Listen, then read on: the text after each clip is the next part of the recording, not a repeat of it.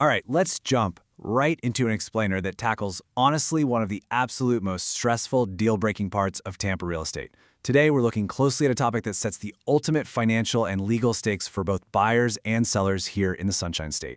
So, buying or selling in Tampa, do you really need a mold inspection? It's a question that pops up in almost every single property transfer down here, and honestly, for very good reason.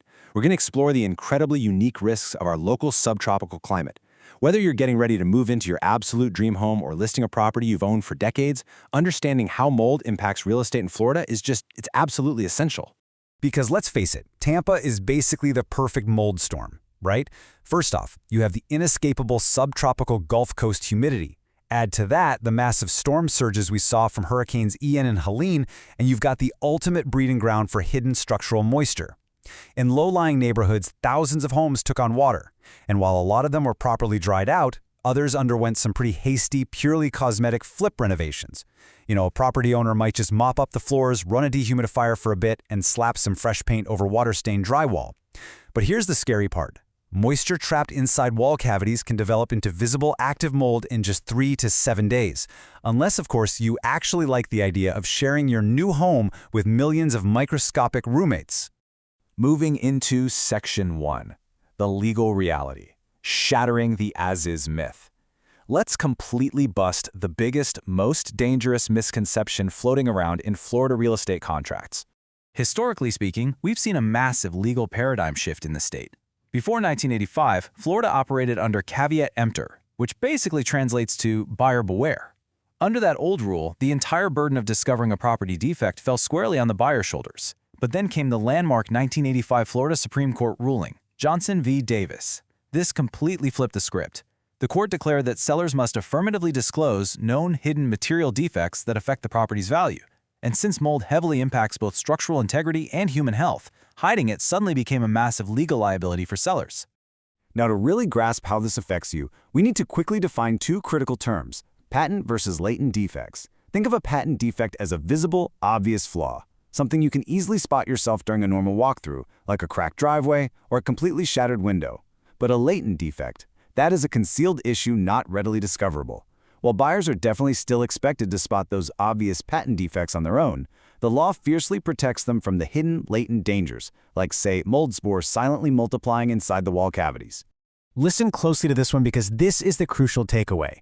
The as-is designation does not give sellers permission to stay silent about known defects. Most real estate sales in Florida use the standard as-is FAR contract, but signing that piece of paper only means the seller isn't obligated to actually make the repairs. It absolutely does not void a seller's legal duty to disclose a known mold history.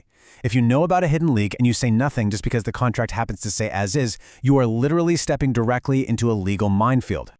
All right, on to Section 2, the buyer's perspective, why you must test.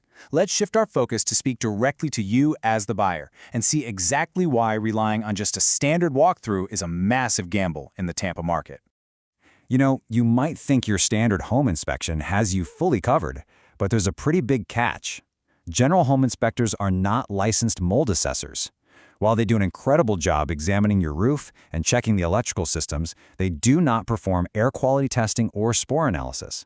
A general inspector might completely miss those microscopic threats that only a specialized Florida-licensed mold assessor is actually equipped to find, using things like thermal imaging and lab samples. But before you even hire that specialized inspector, there are physical warning signs you should be hunting for yourself during those initial walkthroughs. Whether you're looking at an awesome historic bungalow in Seminole Heights or a brand new build down in South Tampa, keep your senses sharp for musty, earthy odors, especially in closets, under sinks, or right near the AC unit. Look up. Check for water staining on the ceilings or near HVAC vents.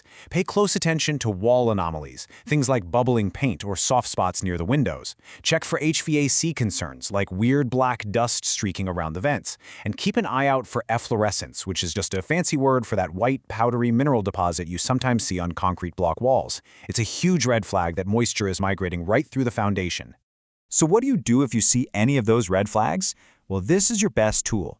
Advise your agent to utilize the FAR/BAR Mold Inspection Rider. That's Form CR-6_I. This specific contract rider is a game changer. It allows you to secure a dedicated, specific time frame for bringing in a certified professional just for mold testing, all without rushing or eating into your standard general inspection period. Switching gears now to Section 3, the seller's perspective, disclose to protect.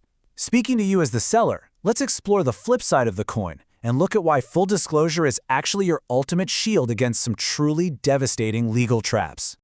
Okay, here is exactly what absolutely must be admitted in writing on your seller's property disclosure form.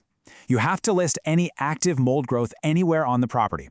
You must disclose any prior mold remediation efforts, and yes, that is regardless of how many years ago they actually occurred. You've got to list any history of roof leaks, plumbing failures, or AC condensate line backups that cause damage, and crucially, especially for coastal properties in spots like Shore Acres or Venetian Isles, there's a new Florida statute that requires a standalone disclosure for any flood history or previous FEMA assistance. You simply cannot afford to take shortcuts here. Failing to disclose hidden mold can lead to a complete rescission of the sale, serious fraud claims, and heavy post-closing financial damages. Think about it. If a buyer discovers you patched over a water leak without disclosing it, they generally have a 4-year window to file a claim against you. 4 years! They can sue for the cost of full remediation, structural repairs, and even medical expenses long after you thought the deal was closed and done. And the courts are incredibly strict on this. To summarize Florida case law simply, a seller who forgets a known defect is just as liable as one who deliberately hides it. Remind yourself that under Florida law, your intent simply doesn't matter. Ignorance of your duty is not a defense. If you knew about the latent defect and didn't put it in writing, you are fully exposed. Okay, let's bring it home with Section 4, the Tampa Playbook, Mechanics and Costs.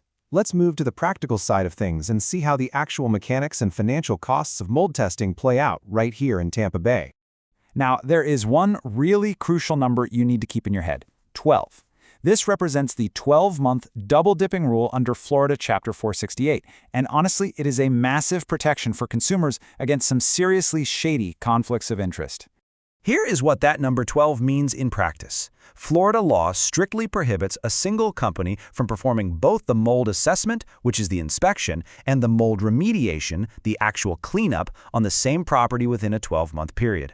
This ensures that an inspector isn't going to just exaggerate a minor problem solely to sell you a highly lucrative, completely unnecessary cleanup contract. Basically, you are legally required to hire separate, independent companies for the testing and the cleanup.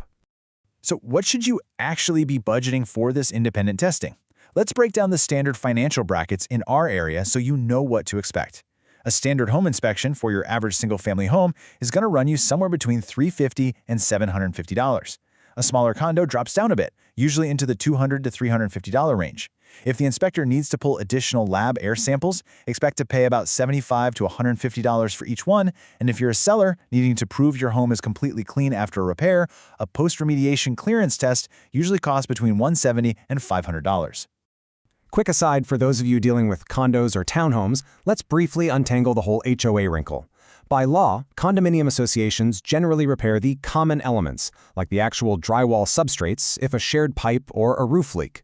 But here is the catch that trips people up. Even if the building association comes in and completely fixes the leak, the unit owner is still legally required to disclose the event to any prospective buyers. The HOA fixing the physical problem does not erase your legal duty to report it. Which brings us to our final takeaway for this explainer, the absolute golden rule for this market.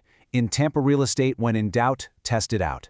Seriously, when you weigh the relatively small upfront costs of a $400 test against the catastrophic risk of a massive post-closing lawsuit, or worse, moving your family into a hazardous environment, the choice is pretty clear. Transparency is the seller's shield, and testing is the buyer's safety net. So ask yourself, before you sign that real estate contract tomorrow, are you absolutely confident about what's hiding behind those walls?